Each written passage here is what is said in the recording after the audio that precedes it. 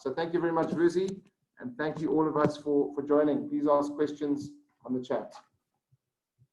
Thanks, Justin. I really appreciate it. Thank you, everybody, for having me here. So I am hoping, I must be honest, I'm hoping that the 1st of September is going to be a beginning of a new 2020. I'm hoping it's going to be like 1st of Jan 2021 or something, because I think we can all agree that the sooner we see the back of this year, the better. I mean, we have gone through all sorts of emotions, all the way from finding out that there's a global pandemic around February this year, the collapse of the global capital markets, overheating of the NASDAQ, the S&P 500, as well as the FTSE.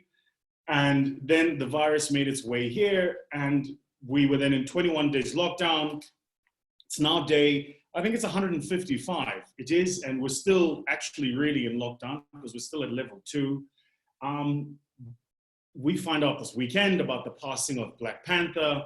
I mean, excuse me if I say it, but for fuck's sakes, sorry, I just had to get it out there. The sooner we can see the back of this year, the better. But here's what I thought we'd talk about today. The thing about the moment we're in is it really is a reminder, if not a reflection, that we don't always get to choose our circumstances. We don't always get to choose the environment we're operating in. We don't always get to choose the conditions of that environment. But we do get to choose how we react and respond in that environment. It's really cliche, but we always have the ability to respond. We might not like our choices. And I was saying this to my own team actually just yesterday. We had a management meeting in the morning.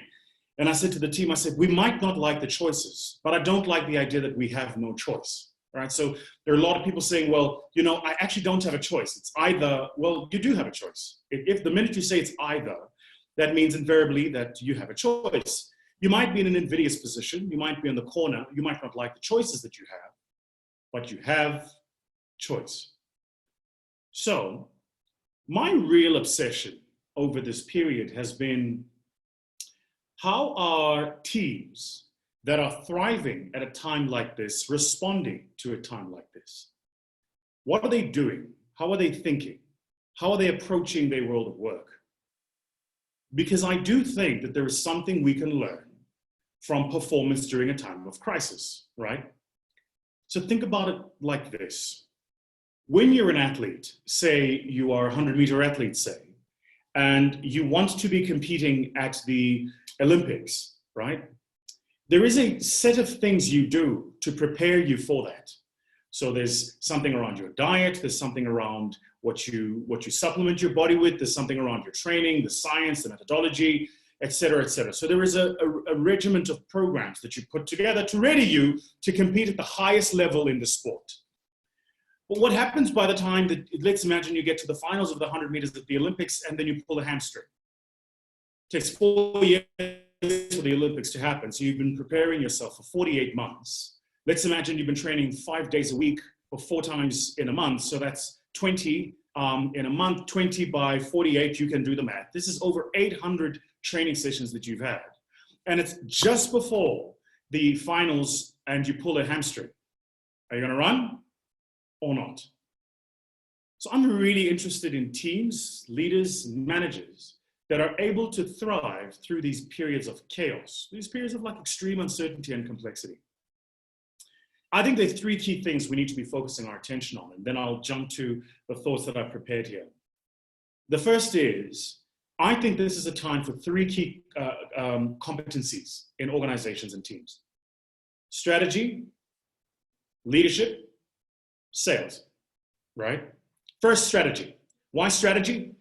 Because if you don't have a clear sense of scenario planning at a time like this, you will die. And I've been fascinated to see how many people are kind of trickling along, tugging along, going, well, let's see what happens next month. And let's see what happens next month. Let's hope the president is going to open up to level 1. Well, you know, hope is many things. It's a very powerful emotion, but it is certainly not a strategy. So you need to have a sense of strategy. What are the things you're going to do? And I just want to make the point, which is very important. The difference between strategy and tactics is that strategy is not a thing. Strategy is a series of things. So you can't ever have a strategy. In the strategy, you'll have a set of things that you want to do. And I'll expand what I mean by that in a minute. Second, leadership. And to lead at a time like this, I think you need three key kind of competencies. First, character. The ability to be who you are and stand by what that means, whether it's popular or not. It's a video of mine that went viral because I kind of spoke my mind. As I do, I speak my mind. And I think it's important that as a South African who loves his country and wants to see it succeed, you have the responsibility to speak your mind too, especially if you think what's been done is not correct. So character. The second is conviction.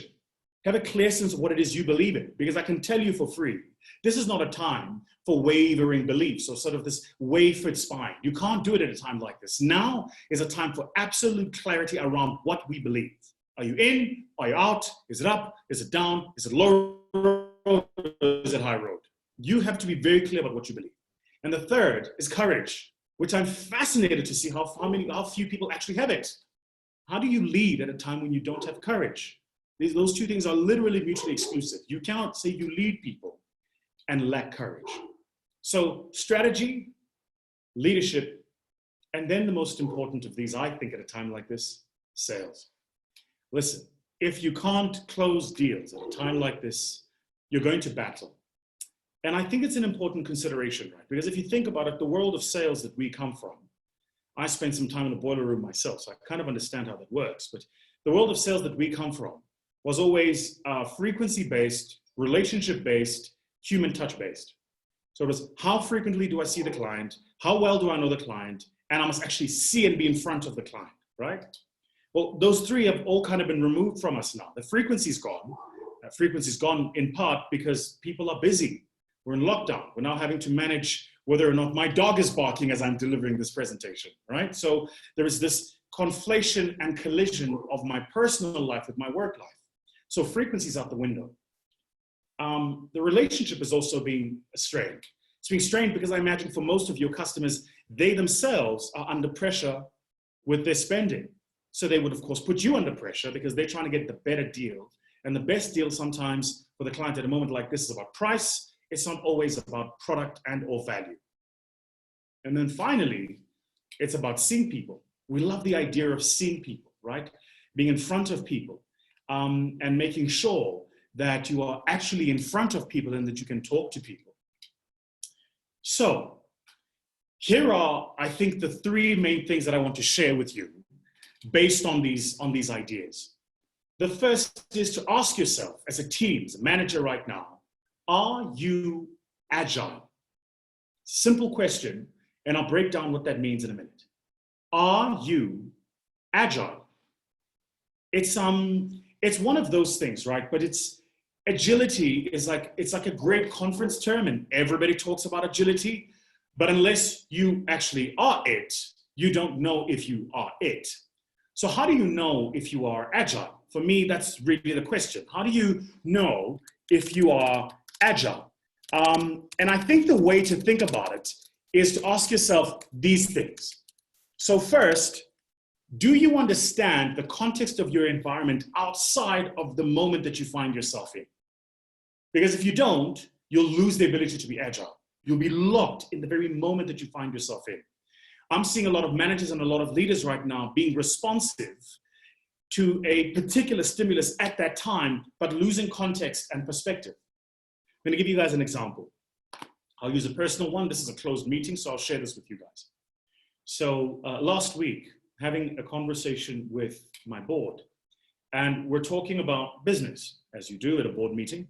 We've presented some numbers, and we've got one particular business that has been battling since the beginning of lockdown. And it's been battling because it's intrinsically linked to the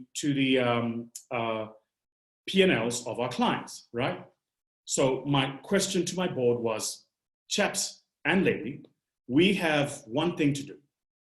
Either we keep this business going exactly the way it is, or we think about how do we adapt our business to the moment that we find ourselves in. But what we can't do is pretend that this moment doesn't exist. Of course, as you might imagine, the conversation then kind of goes up and down, right? It's well, go left or go right. Do we agree? Do we not agree? And then I made I'd been kind of thinking it for like 3 weeks. I said to the board, why don't we put this business in business rescue?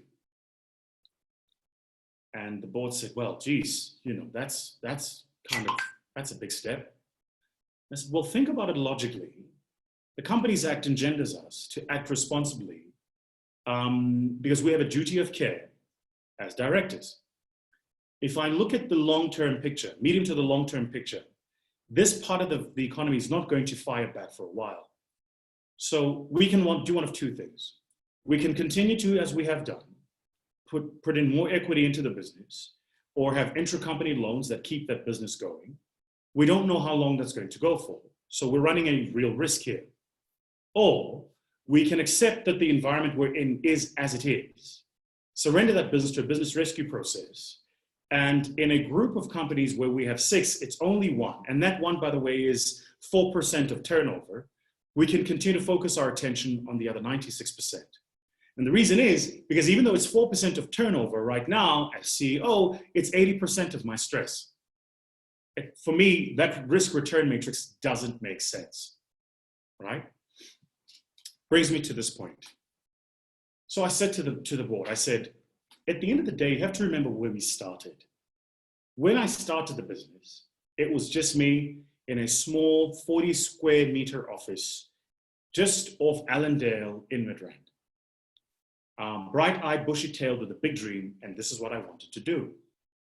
So each and every single one of you sitting in this boardroom serves on the board of the business today because when I realized that the business was growing and getting to a point where it needed a different set of perspectives to help the person driving it, I approached each of you and said, would you help and would you join the board?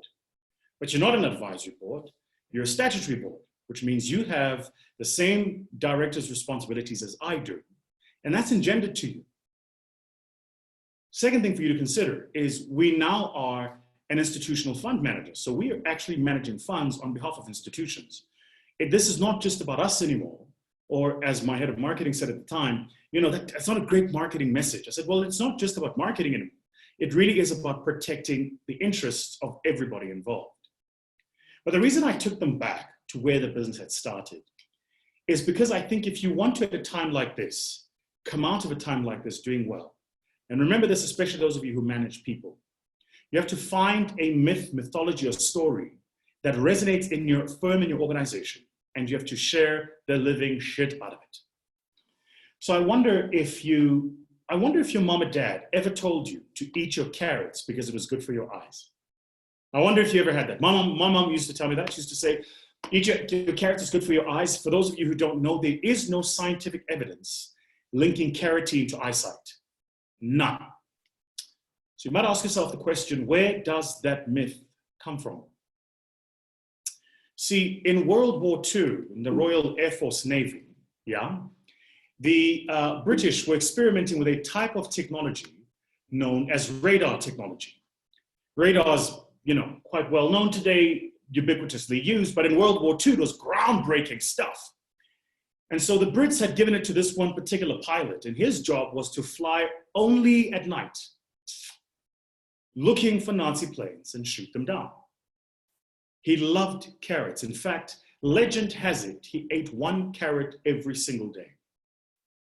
But because it was an innovation project, something we call an innovation skunkworks project, that is to say, he wasn't allowed to reveal it to anybody else in the Air Force, people thought that he was shooting down all of these other pilots, all these other planes, because he had phenomenal eyesight because he was eating a carrot a day.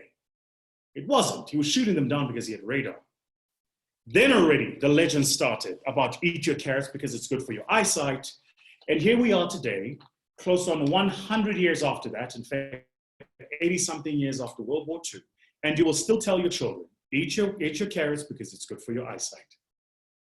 So there is an incredible power to finding a story, a moment, a time when your business almost closed down, or your biggest customer almost left, or your biggest competitor was beating the hell out of you in the marketplace. Any type of story that allows you to tap into people's emotion and bring them back on board in terms of what you're trying to do. So first, what we know about great teams, managers, and leaders at managing a time like this is that they embrace mythology. They absolutely embrace mythology. Second, they ruthlessly agile. I spoke about this earlier. So the man on your screen to your left, he would be on the right, but it's to your left. That's Mike Tyson. The man sitting to his left, yours and my right, was his trainer, Custamato. Mike Tyson, without question, the most ferocious boxer of the 20th century.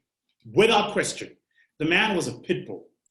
The first 21 of his professional fights, 20 knockouts. And the one that he didn't knock out was just because his trainer said to him, don't knock him out, I want to see if you can go the full length of the fight, right? But if you watch 19 of those first 20 knockouts, they are almost identical in terms of how he knocks down the opponent. And it's because of the way he was trained. See, Custamato, Mike Tyson's trainer, didn't train Mike Tyson as a classical boxer. In fact, he trained him as a classical martial artist. He referenced a style of martial arts called Wing Chun, very well known by men called, made popular by men called Ip Man and of course, Bruce Lee. And in the style of Wing Chun, the form of martial arts, you practice is minimal movements and you always punch the opponent from underneath. So if you watch Mike Tyson's first 19 KOs, they're almost identical. Underneath, uppercut onto the chin, and the guy's flat on the floor, right? So the reason Mike Tyson was the most ferocious boxer and had all of those knockouts was because whereas all the other boxers were training to fight a boxer, he was training as a martial artist.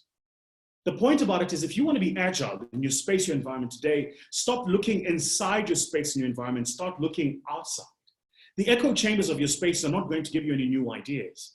You need to look outside, right? The adjacencies in the spaces that you're operating in, that's where you'll get new ideas, new information, and new inspiration for how you should be doing things. The other thing you want to think about, and I wanted to share this with you guys because I genuinely think that there's a massive opportunity for growth here, is many of us are locked in the demographic of how we do business, which by the way impedes our ability to be adaptable and agile. So we always think about our clients in the demography: age, race, gender, background, qualification, income, marital status, sexual orientation, level of organization, et cetera, et cetera. We always think about our clients in the demography. Why? Because if we look at our client through the lens of a demography, we can put a number to it, we can quantify it, we can come up with data and analytics, and then we can go to the market and say, the size of the market is X. X number of people need the product, or X number of people are buying the product, or X number of people are my total addressable market that I can sell to. But if you really want to be agile, one of the things you want to start thinking about is seeing your clients less as a demographic and seeing your client more as a psychographic. So for instance, as you might imagine, I have DLO, Director's Liability Obligation Insurance. But I first got DLO before I really needed DLO. What was happening is I was a non-executive director of a listed company, small cap listed company on the Altex of the JSE. And then already I went and got that type of insurance. And I, by the way, must use the phrase correctly, I didn't go and get it. I had a phenomenal broker who said to me, you know, now that you're moving into the space of sitting on boards, even though you're not yet an executive director, but even as a non-executive, you really should start thinking about how do you protect yourself from liability should something happen. And that's how I first made a foray and bought my first director's liability insurance product.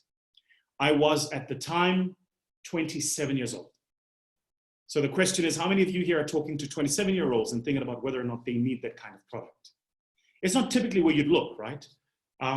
Because we have a demographic of who buys the product, we're not actually thinking about the psychographic, right? People are ambitious today. There is a young kid growing up in Deep Sloot who's never been out of Deep Sloot. His pants are halfway down his ass. He wears heavy Timberland boots. He's got headphones on his ears. And if you talk to him, he sounds like he grew up in Brooklyn, New York. He's never been outside Deep Sloot. Why? Because the internet has completely collapsed borders. And we're not a psychographic today. We're more a demographic. The other thing to realize is you need to be adaptable because of this mistake, particularly when we're selling to our clients. If you don't recognize that your client's ideas around what is important and what's valuable is changing, you're always going to miss the boat when it comes to sales. So I'll show you this with my own sales team. And I think there are 5 constructs around which value and how clients think about value is changing. The first is clients' construct of value is changing around how they frame identity.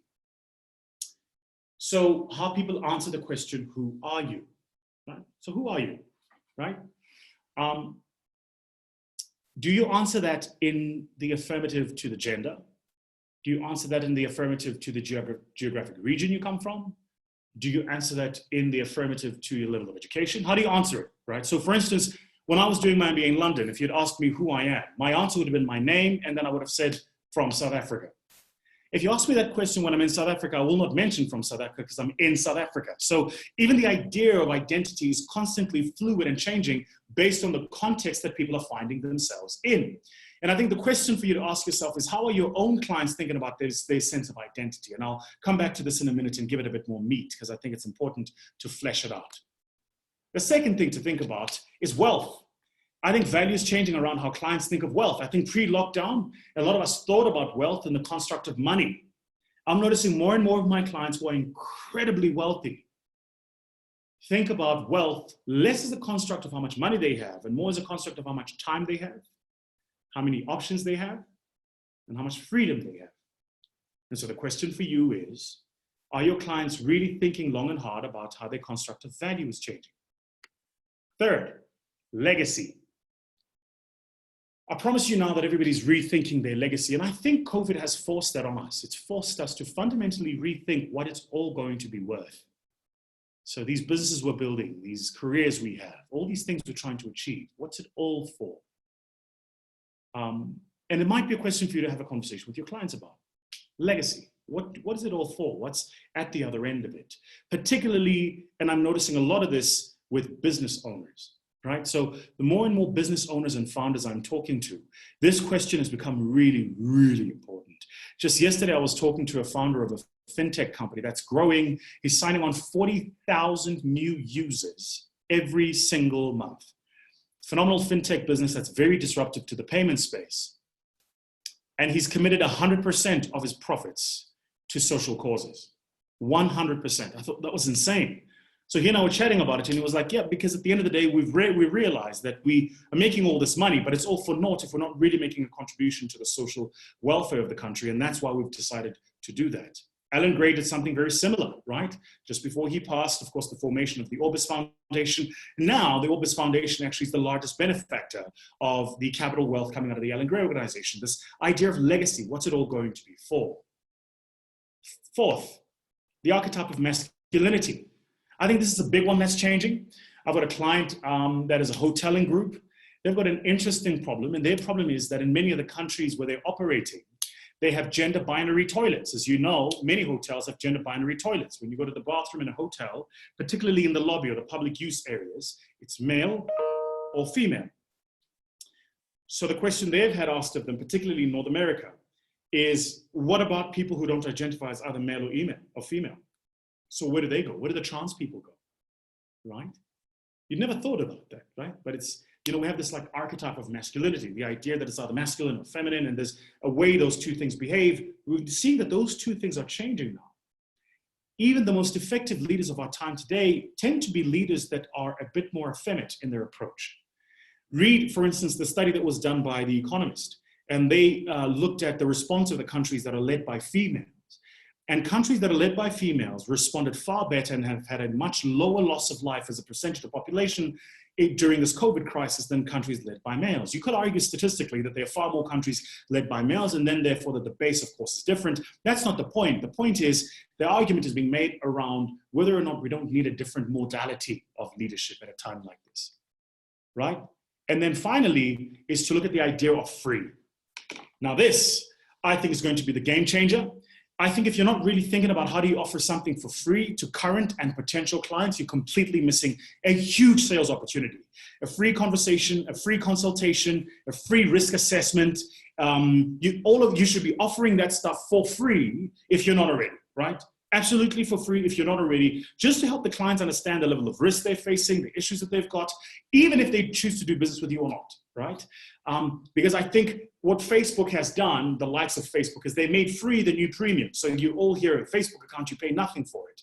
So you really want to start thinking about how do you use the idea of free to get clients on board your business and charge them a premium once they start using your products, right? The idea of free. In fact, a big part of it, if you think about it, what RDR was trying to do is this, okay? So think really long and hard about this idea of free.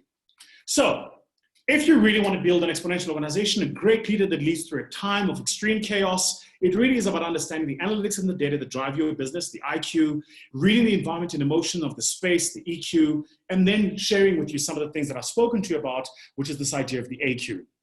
For those of us who manage and lead people, if you're going through a hugely difficult time right now, here is an exercise for you to try. I do this exercise. In fact, I've done mine already. I have it on my desk here somewhere.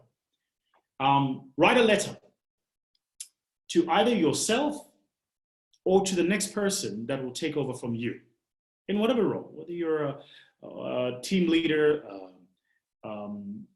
organizational leader, a business leader, or just, just a broker, right? You really want to start thinking about your environment outside of the narrow context, the thing I spoke about earlier. So here's how you do it. You write the letter to yourself, write all of the challenges that you're facing now, write down what you did, and write what you left at the end of the process. Fold the letter up, put it in an envelope, and file it away for 6 months. And in 6 months, you go back to the letter. It's an incredible process of distilling what really is important from what's not important. Because another thing about moments like this is a lot of us are being thrown from moment to moment, crisis to crisis, and we're not really taking a step back to see things in context. This is a great exercise to enable you to do that. Because you ultimately want to be clear, whatever environment you're looking at, what it is that you're seeing. And I'm seeing a lot of us, particularly on the sales environment, make this mistake. So when you're in a sales environment, it's driven by data, right? It's how many calls are you making? How many clients are you seeing? What's your probability of closing? What's your close technique? How well are you priced in the market? Do you really know how to put pressure on client, positive pressure so that they can actually act at that point in time and close the deal? And I'm a big believer, and I do a lot of this with my own sales guys. I'm a big believer in positive pressure on the client, right? This idea that I absolutely hate with a passion when I hear salespeople say, well, I don't really force a sale. My approach is more like suggest and leave. Fuck off, excuse my language, suggest and leave. Well, I'd love to suggest at the end of the month your salary and then leave you to imagine it's there. But that's not going to work, right? So I'm a big believer in positive pressure. So positive pressure is stuff like saying to the client, this price is available until this point in time. Or if you buy at this price point right now, I'm going to give you these added benefits. Or if you buy at this price point right now, additional to these added benefits, I might introduce you to this new ecosystem of opportunities. Positive pressure, right? Something to give the client an incentive beyond the product, and the product answers a need, but something to give the client the incentive beyond the product to act. So if you think about it, in sales, we've really thinking a lot about hindsight. So the hindsight is how many calls, how many meetings are you doing, et cetera, et cetera. From that, we get a sense of insight. Based on that, what's your probability to close, right? An environment like this also needs you to now have a sense of foresight, right? And that's just not based on that, what's your probability to close, but it's also based on the environment we're in, the eradication of consumer sentiment, reduction of customer share of wallet. How likely are you to close? So you really want to start dealing with things based on anticipation rather than actual reticulation of the information, right? Hindsight, insight, and foresight. And so the point here, particularly those of us who managing teams, managing salespeople, is to just think and constantly question the analytics and the information and data that you'll see. Does that information look correct? Another trick for you to think about is sometimes the traditional sales approach. So we kind of build our CRMs to manage the traditional sales environments, right? You won't believe how many sales I've seen coming through my social media. 5 years ago, it was unfathomable that a client would reach out to me on an inbox on Facebook and then pay me, tens of thousands of rands to speak at a conference like this. Now it's happening almost daily. Why? Because the way my clients are behaving has changed, right? My clients are no longer going on Google, Googling the name, and then going to my website, clicking on my contact page, scrolling all the way down and answering the little PRP script and sending us. That's not what they're doing. They're going, oh yeah, Vusi, I want to book him. I'm connected with him on Facebook. Let me just inbox him. Wait, I'm connected with him on LinkedIn. Let me just inbox him. And so a lot of us aren't really thinking about those alternative models of communication with our clients as another way of bringing on new clients onto the system. So just question what you're seeing here, because you're seeing data come from your traditional sources, but what about data coming from the untraditional sources, new sources of business, because customer behavior has fundamentally shifted and changed. And then lastly, and this is the last thought that I want to share with you, is I think this is a great time for you and I to actively seek to be disappointed by our heroes. A really great time for you and I to actively seek to be disappointed by our heroes. And to make the point, I want to play you this video. Have a look. People who've been in the rocketry business for decades, who say about you that you don't know what you don't know. Well, I suppose that's true of anyone. How can anyone know what they don't know? But when critics say you can't do this, your answer to them is, we've done it. He's done it in partnership with NASA, which has given SpaceX technical advice and a contract worth up to $1.6 billion, mostly for 12 cargo flights to the space station. But SpaceX's lack of experience bothers some NASA legends like Apollo astronauts Neil Armstrong and Gene Cernan. They've testified to Congress that the Obama administration's drive to commercialize space could compromise safety and eventually cost the taxpayers. Now is the time to overrule this administration's pledge to mediocrity. You know, there are American heroes who don't like this idea. Neil Armstrong, Gene Cernan have both testified against commercial spaceflight and the way that you're developing it. And I wonder what you think of that. I was very sad to see that because those guys are, those guys are heroes of mine. So it's really tough. You know, I wish they would come and visit and see the hardware that we're doing here. And I think that would change their mind. They inspired you to do this, didn't they? Yes. And to see them casting stones in your direction. It's difficult. I wonder if any of you have ever seen Elon Musk look remotely human. I mean, I want you to think about it. This is literally Iron Man, right? It's the guy who has built PayPal and Tesla and SpaceX, and these are just the few that we know. He's busy building Neuralink now, where he's connecting computer chips to the brain. He was one of the main funders behind Uber and Facebook and Twitter. I mean, his footprint in the technology space has been absolutely unbelievable, yet even he has a moment of human weakness where he is disappointed by the people he has held as his heroes. So what would you do if you wanted to venture into space and the world's first man on the moon told you that you had no business dabbling in space? How would that feel? I think it's important to make this point as I close, that all competencies are context specific. Everything you know is based on a particular context. And if the context you're operating in has changed, then your competencies need to really adapt to that moment too. And sometimes our heroes are fantastic, but they're limited because they themselves became heroes in a particular time based on a particular context. So it really is about, for you, how do you find the way to do things that works with the moment you're in, rather than the moment you used to be in. In our venture firm, I'm currently leading a process of our Pan-African growth strategy. And it's been so fascinating just to see the various reactions of the people I have around me that I have as my own heroes who were at the forefront of venture and private equity investment in South Africa, and actually some of them globally, who don't understand. So how do you build secure and manage risk for a Series A or Series B venture firm in Kenya? And I go, well, you do it by not going there yourself. You have to find local partners and partner with local people. You have to trust those local people to do the right thing. You have to trust them with your company, your processes, your brand. And then you have to securitize that business and let it stand alone. That's how you do it. The way they want to do it is, no, we go there ourselves, we set up, we build the infrastructure, we hire the people. And I go, well, yeah, that's not going to work now because the time and the context is different. And so I think the point about it is to really and truly understand that the moment we're in is different. The context is different. We're about to come out of this lockdown with an economy that will be at least 36% unemployment by the narrow definition. My own projection is that it will be over 40% unemployment by the narrow definition. That'll place us at well over 55% by the broad definition. For young Black females above the ages of 18 and less than 35, that number is already above 60% anyway. The economy is growing at less than 1%. It's likely to contract at a minimum of 7% this year. I've seen projections talking about something between 10 and 15%. That's the context that we're in. That context is the environment and the moment.